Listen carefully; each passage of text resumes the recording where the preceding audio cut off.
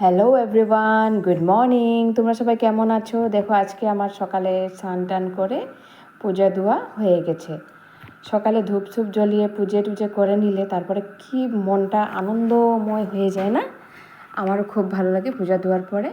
তারপরে চলে গেলাম কিচেনে। তারপরে এখানে গিয়ে দুধ চা বানালাম, আর এর পাশে দেখো 2টা রুটি বানিয়ে নিয়েছি।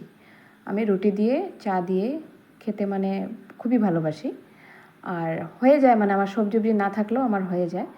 তাই চা রুটি নিয়ে এখন খাবো।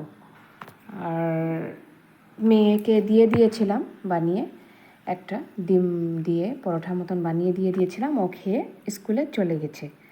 আর ছেলে তো বাড়িতে নাই, ও গেছে একটু মাসির বাড়িতে, তার জন্য। তাই এখন ঘরের মধ্যে আমি একা, তাই চা আর রুটি নিয়ে আমি এখন খাবো। তারপরে দেখো দুপুরে তো ব্লগ করতে ভুলে গিয়েছি। তারপরে স্বপ্না দিদিভাইয়ের লগে গেলাম বিমলা দিদিভাইয়ের ঘরে। তো যাই না, অ্যাকচুয়ালি আমাদের সামনেই থাকে কিন্তু যাওয়া হয় না। তাই ওকে বললাম, ও বললো চলো যাই। তো দেখো ওর মেয়ে আর বাইরে একটা ছোট্ট মেয়েটা ও বাইরে দাঁড়িয়ে আছে। এটা হলো বিমলা দিদিভাই, ওদের বাড়িতেই গিয়েছিলাম। ও ব্লগ করে, তোমরা সবাই ওকে চিনো, আর স্বপ্না দিদিভাইকেও চিনো।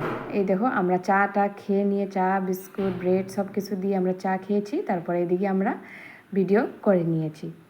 তাই তোমাদের কেমন লাগছে বলবা তো সবাই, যে আজকের আমাদের ভিডিওটা। একটু ঘুরতে বেরিয়েছি, আর এদিকে বাচ্চাদের দেখো।